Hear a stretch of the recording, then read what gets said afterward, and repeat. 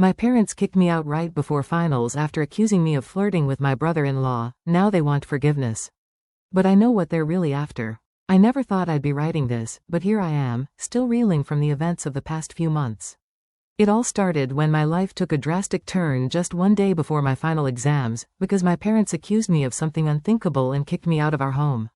I was part of a very close-knit family, or at least that's what I kept telling myself. My parents were strict but loving in their own way. They had high expectations for us, always pushing me and my sister Lisa to be the best we could be. Lisa was the golden child, beautiful, smart and successful. She had everything going for her, including a wonderful husband Brad, who seemed like the perfect match. They got married young, and though they initially moved out, they ended up back at our family home when Brad got a job close by. My parents were thrilled. They loved having them around, and in a way so did I, despite the constant comparison between us. I looked up to Lisa and was happy to have her close. As for me, I was still in college, and my life was very much dictated by my parents. My school was nearby, and when I suggested moving into a dorm for more independence, they immediately shut it down. "Why would you waste money on a dorm when you can stay here?" they'd say. It wasn't just about saving money though, it was about control. They liked knowing where I was, who I was with, and what I was doing at all times. I convinced myself it was because they cared, but deep down I knew it was suffocating. Our house was always busy. With Lisa and Brad living with us, it felt like we were all cramped together, trying to navigate adult lives while still being treated like kids. My parents doted on Brad, treating him almost like the son they never had. They would brag about him to anyone who would listen, and it was clear that he could do no wrong in their eyes. I, on the other hand, did not pay much attention to my sister's husband. He had developed an ego after listening to how proud my parents were of him. He would often ask me why I wasn't staying in the college dorms, even though he very well knew that it was my parents' wish. Overall, I not only got judgment from my parents, but also my sister and her husband, about my life choices. Meanwhile, I was working hard to balance my studies, part-time job, and a long-distance relationship with my boyfriend Mark, who was attending school in another state. My parents didn't think much of him, just like I was compared to Lisa my whole life. They now were doing the same to Mark by comparing him to Brad. They never outright said it, but their disapproval was clear in the way they dismissed him whenever I brought him up. Despite the tension, I tried to keep the peace. I would help out around the house, cook dinner, and do my best to stay out of Lisa and Brad's way. Lisa and I were never particularly close, but we had a cordial relationship. She was busy with her own life, and I was focused on my studies, so our interactions were limited to polite conversation and the occasional family dinner. Brad, on the other hand, was always friendly, treating me more like a little sister than just his wife's sibling. We got along well, and I appreciated having someone who didn't seem to judge me the way my parents did. But everything changed one day, out of nowhere, when my parents called me into the living room with serious expressions. It was just before my finals, and I was stressed out and exhausted from studying. They said they had something important to discuss, and I immediately felt a pit in my stomach. They looked at me with disappointment and anger, saying they had found some messages on my phone, messages that apparently proved I was trying to sleep with Brad, my sister's husband. I was completely blindsided. They showed me these so-called texts, but they were so out of context and clearly made up. I tried to explain that I would never, ever think of Brad that way. He was like a brother to me, and besides, I had my own boyfriend who I loved with all my heart. But they wouldn't listen. It was like all the trust we had built over the years was gone in an instant. They accused me of trying to ruin Lisa's marriage and demanded that I leave the house immediately. Throughout this interaction, I begged them to let me talk to Brad, but Brad apparently was too shaken up by everything to have a chat with me. With nowhere else to go, I called my grandparents, desperate and in tears. I told them everything that had happened, showing them the real messages that proved I had no interest in Brad and that I was being falsely accused. My grandparents, who had always been kind and understanding, believed me without hesitation. They took me in, gave me a place to stay and supported me through the worst time of my life. But my father was furious. He didn't like that I was staying with them and not being taught a lesson. One day when I wasn't home, he came to my grandparents' house and lashed out at them, accusing them of spoiling me and undermining his honor. My grandpa and grandma defended me, and the argument ended with my father storming out, vowing never to speak to them again.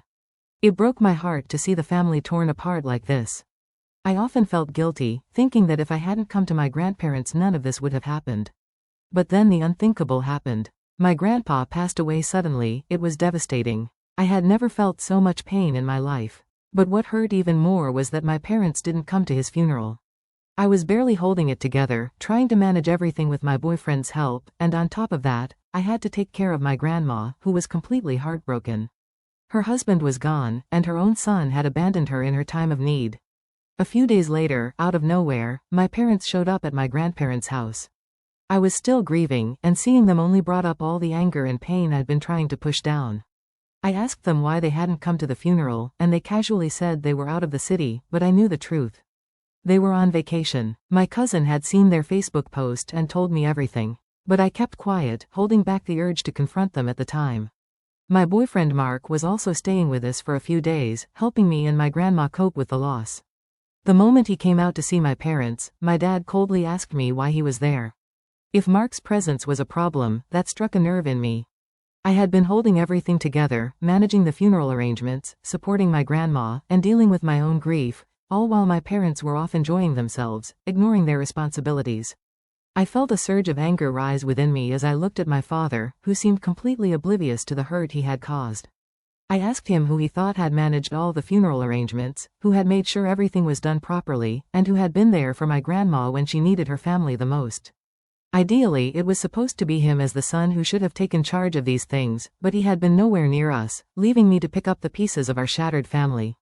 Dad didn't like that at all. He glared at me, clearly offended that I would dare question him, and told me to watch my tone as if I was still the obedient child he could control, but I wasn't that person anymore. Then almost out of nowhere his entire demeanor shifted, the anger in his eyes disappeared, replaced by an unsettling calm. He suddenly became the calmest person in the room, speaking softly and saying that he wasn't here to fight. He claimed he wanted to let everything go and start fresh. He even said he was here to forgive me for what had happened with Brad, as if that was something I needed forgiveness for. He then mentioned that he would allow me to stay here with Grandma, but in turn, he wanted something that was his. I was taken aback. A moment ago he was telling me to watch my tone, and now he was talking about forgiveness and forgetting the past. It didn't make any sense and I couldn't shake the feeling that something was off. Then it hit me, he was here for his inheritance. After everything he had put Grandpa through after the abandonment and the betrayal, he was now here for money.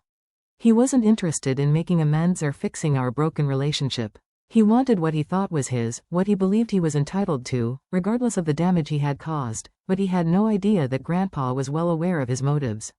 Grandpa, bless his soul, had taken care of everything. A day after the funeral, as we started clearing out Grandpa's room, we came across a note tucked away in one of his drawers.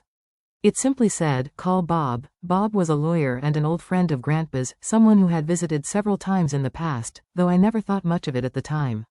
When we contacted Bob, he delivered the news that Grandpa had left behind a will, carefully deciding who would inherit what. Now that I think about it in hindsight, Dad's timing was almost too perfect. It was as if he knew the will would be brought up soon and wanted to stake his claim before it did. But I have to admit it gave me a deep sense of satisfaction when I told him that I knew exactly what he was looking for. He wasn't here to reconcile, to mend our broken family, or even to offer any forgiveness. No, he was here for Grandpa's savings, for the money he believed was rightfully his, but that wasn't going to happen. Grandpa had made sure of that. With a mix of calmness and firmness, I told Dad that Grandpa had left all the funds in my name. Every last bit of savings he had accumulated was now mine to manage. As for the house, Grandpa had signed it over to Grandma, ensuring she would always have a roof over her head, safe from anyone who might try to take it away from her. Initially I had planned to break this news when the dust had settled, when perhaps we could sit down as a family and have a civil discussion about everything. Maybe in another world, we could have found some way to reconcile and talk about Grandpa's final wishes with respect and understanding. But that possibility vanished the moment Dad stepped into the house with his entitled attitude, thinking he could bully and manipulate his way into getting what he wanted. When I told him about the will, I saw the shock and disbelief flash across his face. For a moment he was speechless, unable to comprehend that everything he had been counting on was no longer within his reach, but then, as quickly as the shock had appeared, it was replaced by anger. He was such a narcissist that he believed he had always been there for his parents. He accused me of lying, of manipulating Grandpa into changing his will, as if I had somehow orchestrated all of this. The irony was almost laughable, him accusing me of being manipulative when he was the one who had abandoned his family in pursuit of his own greed. But I stood my ground. I explained that Grandpa had made these decisions on his own long before he passed and that Bob the lawyer could verify every word I was saying. There was no conspiracy, no secret plot to cut him out. Grandpa had simply known where my parents' priorities lay and he acted accordingly to protect what was most important to him, his wife and granddaughter. Dad's anger only grew as the reality of the situation sank in. He tried to argue, to convince me that I should hand over the money to him, that it was rightfully his as Grandpa's son, but I wasn't swayed. I reminded him that he had already made his choices and those choices had consequences. He had chosen to abandon his father to ignore his responsibilities and now he was reaping what he had sown. Mom, who had also been quiet up until this point, also spoke up, pleading with me to reconsider to find some way to make things right. But it was too late. She didn't react well either. I remember her saying stuff like, "Wasn't it enough I tried to steal Lisa's happiness and now I wanted them to suffer too?" They had shown their true colors and there was no turning back. Grandpa had made his decision and I intended to honor it. As they left, the tension in the room was almost unbearable. I watched them go, feeling a mixture of sadness and relief. Sadness because my relationship with my parents had reached a point where there was no hope of reconciliation, and relief because Grandpa had protected us even in his absence. In the days that followed, I focused on helping Grandma adjust to life with our Grandpa, making sure she was taken care of and that she knew she was not alone. Mark stayed with us, providing the support and comfort we both needed during such a difficult time. And though the pain of losing Grandpa was still fresh, there was a sense of peace in knowing that his final wishes were being respected. Then, just when I thought the dust had finally settled, a letter arrived in the mail. It was from Bob, Grandpa's lawyer, and it was addressed to me. I opened it, expecting some final details about the will or maybe a note of condolence, but what I found inside was something entirely different. The letter explained that Grandpa had set up a trust fund in my name. This wasn't a surprise. I already knew about the savings he had left me, but what caught me off guard was the requirement that came with it. The trust was tied to a piece of property. Property in Florida, one that Grandpa had quietly purchased years ago. According to the letter, the property was to remain under my ownership, but with one condition: if my parents attempted to contest the will or try to make any legal claim on Grandpa's estate, the property would automatically transfer to them along with the funds tied to it. The twist? The property was nothing more than a broken-down old house, far from the luxurious inheritance my parents would have expected. And the funds? They were barely enough to cover the taxes and maintenance costs for such a property. I sat there stunned, realizing that Grandpa had not only anticipated my parents' greed but had set a trap for them. If they tried to challenge the will, they wouldn't just lose, they would inherit a financial burden that would drain them dry. A few days later, I received a call from Bob. He informed me that my parents had in fact tried to contest the will. They had hired a lawyer and were planning to take the matter to court, convinced that they could somehow claim the inheritance they believed was rightfully theirs. Bob, in his calm and measured way, explained to me that as soon as they filed the paperwork, the trust would kick in and the Florida property and all its associated costs would become theirs. The news hit me like a punch to the gut. Not because I was worried I knew they wouldn't win, but because it was exactly what Grandpa had foreseen. He had known, even in his final days, that my parents would let their greed drive them to this point, and now they were walking right into the trap he had laid for them. When the court case began, it was clear from the start that my parents didn't stand a chance. The will was airtight and Bob had ensured that everything was in order. But my parents, blinded by their desire for money, pressed on, thinking they could somehow overturn Grandpa's final wishes. Then on the day the judge dismissed their case, it happened. The trust kicked in and the Florida property, along with its financial burden, was officially theirs. They were furious, of course, realizing too late that they had been outmaneuvered by the very man they had tried to betray. I watched from a distance as they scrambled to deal with the fallout, trying to sell the property only to find that no one wanted to buy a crumbling old house with a mountain of debt attached to it. Their financial situation quickly deteriorated and they found themselves trapped in a mess of their own making. In a way, it was the ultimate poetic justice. Grandpa had managed to protect me and Grandma from their greed, even from beyond the grave. And while I never took any pleasure in their suffering, I couldn't help but feel a sense of closure. They had made their choices and now they had to live with the consequences. Now my dad is angry, but instead of backing down, he started asking for my forgiveness. He tried to paint themselves as the victims, claiming he was just misunderstood and that they only wanted what was fair. My mom had also been constantly dropping texts and voice messages, trying to sweet-talk me about everything. She talks about how families fight but always find their way back to each other. How Grandpa would want us to be united and how she just wants to put the past behind us. But their actions speak louder than their words, and it's clear they haven't truly changed. They're not interested in reconciliation. They're interested in finding a way back into the money they lost. What's worse is that they've roped Lisa and Brad into their scheme. Suddenly, my sister and her husband are reaching out to me, trying to play the role of peacemakers. They're saying all the right things, talking about family and how we need to stick together, but I can see through it. It's all part of the game. Lisa, who had barely spoken to me since the accusation, is now acting like she cares about mending our relationship. They're all hoping that if they can guilt me enough, I'll give in and offer them a piece of the trust fund. They're trying to wear me down to make me feel like I'm the one holding the family back, that it's my fault we're all divided. And for the first time I'm genuinely confused. Part of me wants to hold my ground to keep what Grandpa left me and not let them manipulate me again. But another part of me wonders if maybe I should try to forgive to find some way to move forward, even though I know their intentions are far from pure. So, Reddit, am I the a-hole for wanting to hold on to what Grandpa left me even if it means turning my back on my family? Or should I try to forgive them, knowing full well that their motives might not be as pure as they claim? Update 1. For a day or two after my parents' visit, everything was surprisingly calm.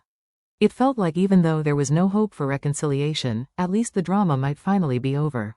I allowed myself to relax a little, thinking that maybe, just maybe, they had finally accepted the situation and moved on. But deep down, I knew it was too good to be true, the calm before the storm.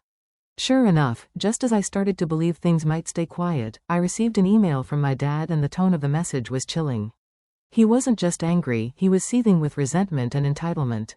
He wrote that he knew all of Grandpa's money was rightfully his and that I was nothing more than a thief for keeping it from him. He went on about how I was supposed to be a decent human being and do the right thing by handing everything over to him.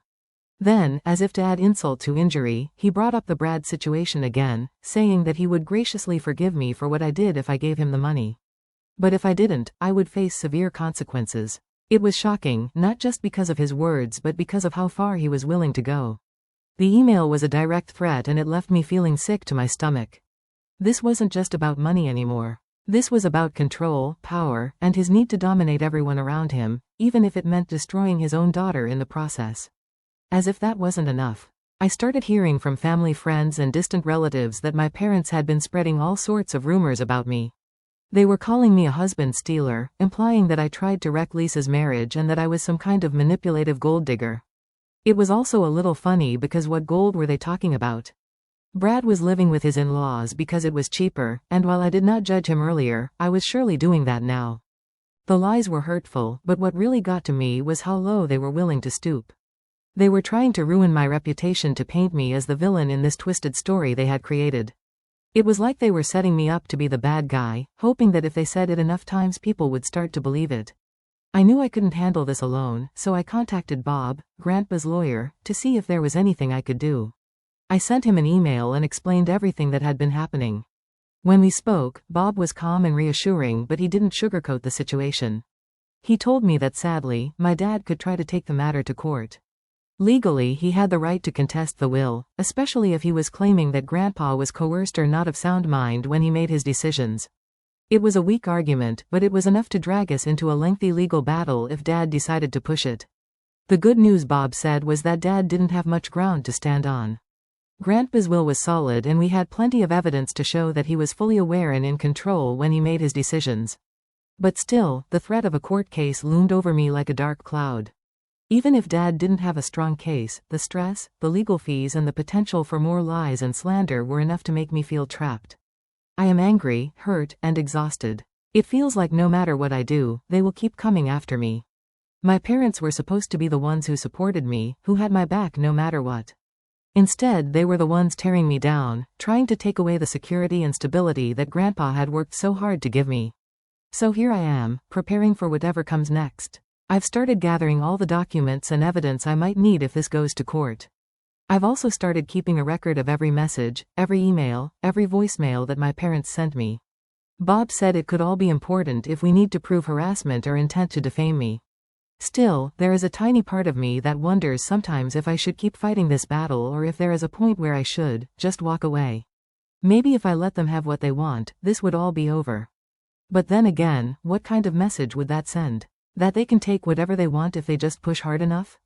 This is the only reason I am still standing my ground. Hopefully the future holds better prospects for us. I will update you guys when something happens. Till then, bye. Update 2. Hi guys, what has happened in the past few days? I definitely did not see it coming. Lisa showed up at our door one morning completely out of the blue. I was bracing myself for a confrontation, ready for her to throw every accusation she could at me. But instead of anger, what I saw was a broken woman. She looked exhausted, her eyes red from crying. Before I could even ask what was wrong, she collapsed into tears, her entire body shaking as she tried to speak through the sobs. She told me what had happened. Brad, her husband, had been on a supposed work trip. Lisa, in an attempt to surprise him, decided to visit him unannounced. But when she got to his hotel, she walked in on him with another woman. The shock and the betrayal. It was all too much for her to handle. She confronted him right there, screaming at him, demanding answers, asking how he could do this to her. In the heat of the moment, she threw every accusation she could think of at him, including the one that had torn our family apart. Did he ever really think I was flirting with him? And that's when Brad, trying to salvage what little dignity he had left, finally told the truth. It wasn't me, it was never me. The texts that Lisa had seen, the ones that had made her accuse me of trying to steal her husband, were actually from one of his many flings. He had saved the woman's number under my name to avoid suspicion. It was clever, a foolproof way to cover his tracks, but it all backfired when Lisa saw the messages and jumped to the worst possible conclusion. As Lisa told me this, my mind was reeling, all the pain, all the suffering, all the damage that had been done because of one man's lies. The fact that my parents had believed him, had turned against me without even considering that I might be innocent, was like a knife twisting in my chest all over again. But what Lisa told me next was even more heartbreaking. After discovering Brad's betrayal, she had gone to our parents, expecting them to support her, to stand by her side as she dealt with the mess her marriage had become. But instead of comfort, they told her to make it work with Brad. They actually advised her to forgive him, to let it go and move on, as if this infidelity was just a minor bump in the road. They were more concerned about maintaining appearances than about their daughter's happiness. They didn't want the embarrassment of a divorce in the family, so they were all willing to sacrifice Lisa's well-being to keep up the facade of a perfect family. Hearing this, I was torn between rage and pity. I was furious that our parents could be so callous, so blind to what their children were going through, but I also felt an immense sorrow for Lisa. She had been through so much, and instead of the support she desperately needed, she was being pressured to stay in a toxic relationship for the sake of appearances. Lisa kept apologizing, saying she was sorry for everything, for not believing me, for letting herself be manipulated by Brad and our parents. She said she didn't know who else to turn to, and that she didn't know what to do anymore. She felt trapped, alone, and completely lost. I didn't know what to say to her. Part of me wanted to scream, to tell her that this was the consequence of her actions, that she had chosen to believe lies about her own sister. But another part of me just wanted to hold her and tell her that we would figure this out together. We talked for hours that day, and by the end of it, I knew things would never be the same between us. But I also knew that we both needed each other now more than ever. Grandma told Lisa that she could stay with us as long as she wanted to. As for our parents, I don't know what will happen next now that the truth about Brad has come out. I wonder if they'll change their tune, 'cause all of their manipulations were based on this. Let's see what happens next. Update 3, things have started to settle down, and even though the emotional wounds are still fresh, Lisa is still struggling. Understandably so after everything she's been through, but we've started looking into divorce proceedings for her, making sure she's fully separated from Brad. It's a slow process, but it's a necessary step for her to start healing. On a more positive note, my parents finally did what they should have done a long time ago. They threw Brad out of their house. He's no longer staying there, and honestly, that's a relief. It's frustrating that it took this long for them to see the truth, but at least it's finally happened. In a surprising turn, Dad actually reached out to Grandma and apologized for everything, his absence during Grandpa's funeral, the way he treated me, and the strain he put on all of us. He assured Grandma that he wanted to make up for it and tried to repair the damage he had caused. Grandma, though, was firm with him. She reminded him that while his apology was nice, it didn't change the fact that he wasn't getting any money or the house. What shocked me the most was that Dad actually accepted this without any argument. It felt like a small victory, even though I'm still cautious about his motives. Just a day ago, Grandma brought up something important. She told me she wanted to make sure her will was in order. She hasn't shared this with the rest of the family yet, but she confided in me that she plans to leave the house to Lisa. I think this is a great decision. Lisa deserves to have something stable and meaningful after everything she's been through, and being a part of our grandparents' legacy might help her find some peace. Looking back, everything that's happened has made me rethink what family really means. It's not just about blood or tradition. It's about the people who stand by you when things get tough, who believe in you even when others don't. My relationship with my parents might never be the same, but I'm okay with that. I have my grandma, my sister, and the support of those who truly care about me. So Reddit, this might be the last update. Things are far from perfect, but we're all finding our way forward. Lisa is starting to rebuild her life, and I'm hoping that my parents might finally be changing, even if it's just a little bit. I guess time will tell if they really mean it, or if this is just another phase in a long line of disappointments. But for now, we're all doing our best, and that's all I can really ask for. I know I haven't said this enough, but I am very grateful for all of your advice and support. Without your comments, I would not have gotten this far. Thank you for giving me so much confidence. Goodbye.